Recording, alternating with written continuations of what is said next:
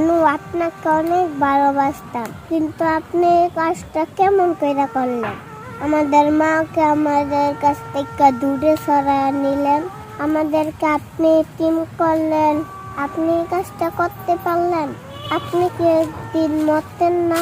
আল্লাহর ভয় নাই? আপনি এই কাজটা কি করে করতে পারলেন? এই কাজটা করে আপনি কি শান্তি পাইলেন?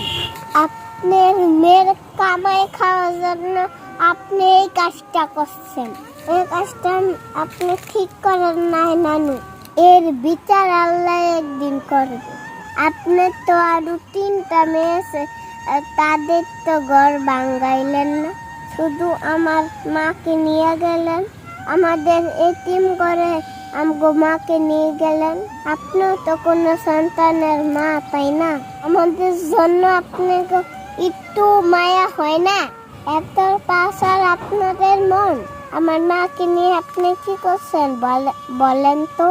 আমার মাকে নিয়ে আপনি আরেক বেডের কাছে দিয়েছেন। আমরা সব রেকর্ডিং শুনছি।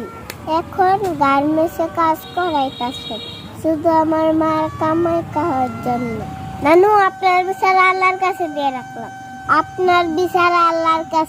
রাখলাম।